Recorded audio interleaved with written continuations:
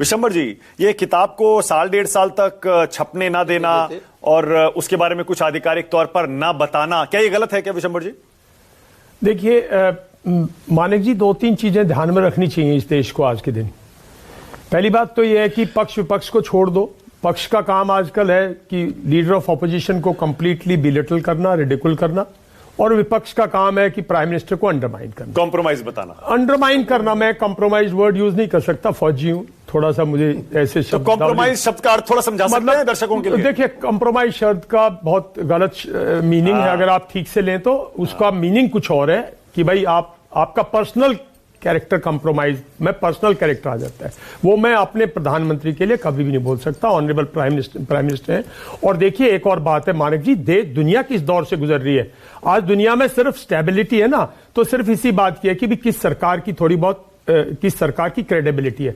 तो ना तो मैं सरकार की क्रेडिबिलिटी गिराना चाहता, क्योंकि मैं थोड़ा सा पास्ट में ले जाऊंगा। जब आपने राजीव गांधी जी की क्रेडिबिलिटी गिरा दी ना, तो जो काम राजीव गांधी ने सन 84 से सन 87-88 तक किया था ना, ऐसा काम कभी देश में हुआ नहीं है। और वो वही प्राइम मिनिस्टर बिल्कुल डाइल्यूट कर दिया, और फिर देश ने 3-4 साल धक्के खाए और टेररिज्म आ गया आपके JNK के अंदर।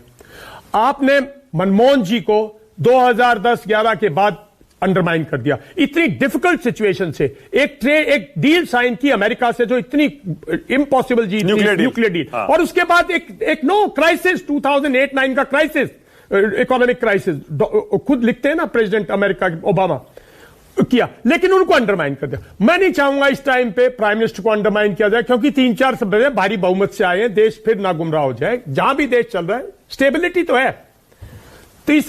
दूसरी बात कहूंगा, मैं नहीं चाहूंगा कि एक एक्स चीफ को किसी भी तरह किसी कटघरे में खड़ा करके कोई भी उसके खिलाफ बोले, कोई भी कहे। उसकी किताब है, अगर सरकार को कोई आपत्ति है तो उसको बुलाएं, उनसे बात करें ठीक लेवल पे। आखिर डिफेंस मिनिस्टर उन्हीं के डिफेंस मिनिस्टर हैं। किसी फौजी को बुला लो, मुझे आज भी राजनाथ जी बुलाएंगे, मेरे डिफेंस मिनिस्टर हैं, हम फौजी हैं, सलूट मार के बैठेंगे, बात करें, उस पोर्शन को निकाल दे, उसको काट दे अगर कुछ आपत्ति है। वरना इससे 2-3 चीजें होती है। मैं फिर पास्ट में जाऊंगा।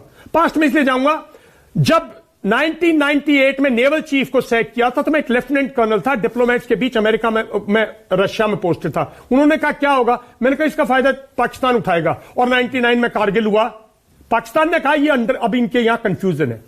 एक बार जनरल VK ने कुछ सवाल उठा दिए थे, और उसके बाद 2012-13 में चाइना दोबारा एग्रेसिव हुआ, वरना चाइना की कोई दलील नहीं थी, चाइना बिल्कुल। तो ऐसी चीज